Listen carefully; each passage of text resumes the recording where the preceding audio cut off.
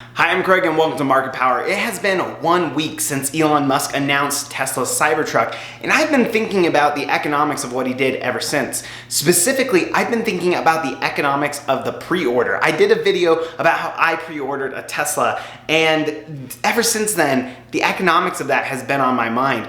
That pre-order has done two things for Tesla. One, affect supply, and two, affect demand. And I want to talk to you about how it did both of those things. First, let's talk about supply. Imagine you're Elon Musk and the team at Tesla, and you're about to announce one of the bizarrest looking trucks ever. Like, this is possibly the weirdest looking truck that has ever been announced.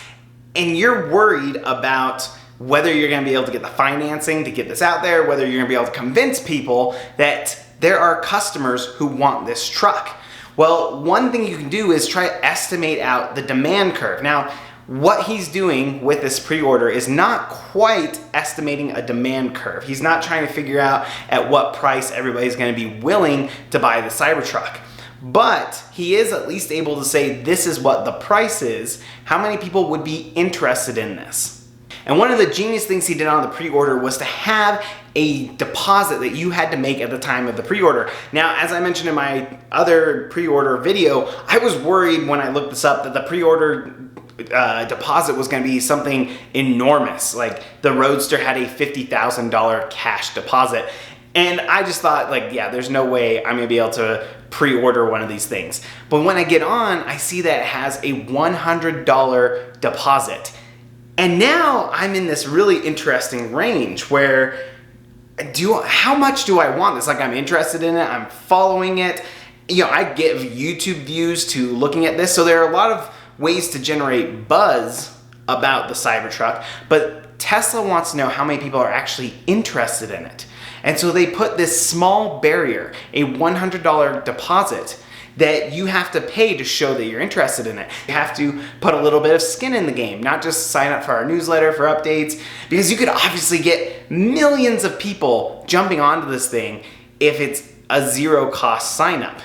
And so that's small, even though it's $100, so it's 100% refundable, but just putting that little barrier there, you actually get a closer approximation of what the demand is, so that way you know how to supply this. And this has already worked wonders for them. So the last time I saw, Musk had tweeted out that they had over 200,000 pre-orders, and then he was actually able to break up how much of the different models were in demand. So he knew the exact composition, and that helps the suppliers. That helps them know which ones they need to be producing first, or how much the capacity they need to have on each one.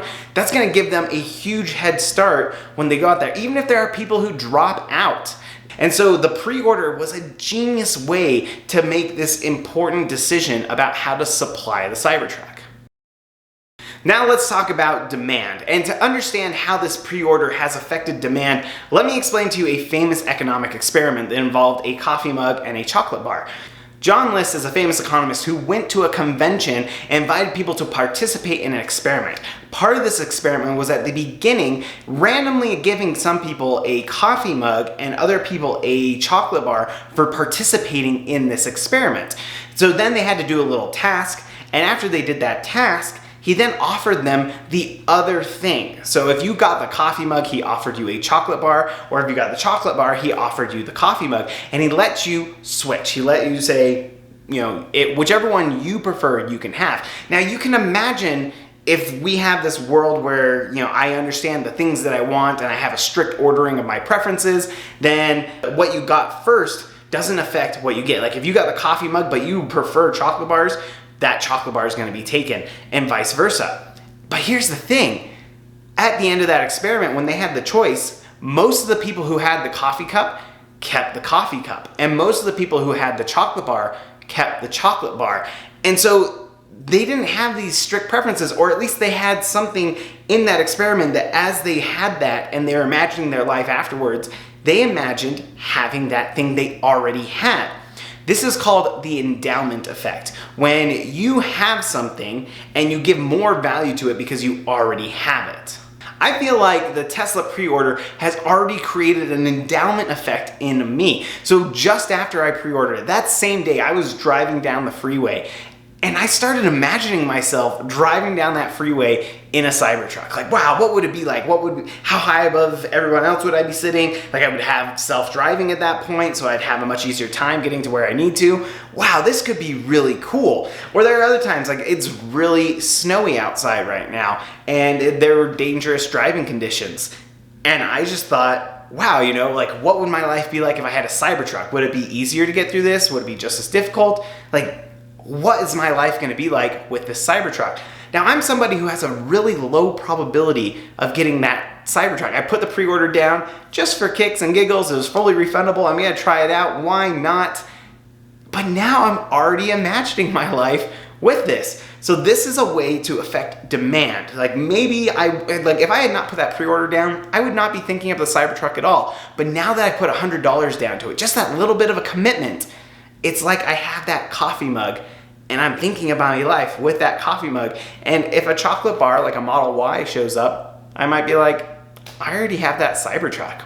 So that is like this genius way that this pre-order has affected the supply and demand for the Cybertruck, that he knows how many people are legitimately interested and which models they're interested in, and they start wanting to be in this thing because they're imagining their lives with it. That's one of the interesting ways about how economics shapes our world. And so if you're interested in looking at more about what I talked about in the Tesla pre-order, I recommend checking out that video right here, and also check out some of my most recent videos and be sure to subscribe. We'll see you next time on Market Power.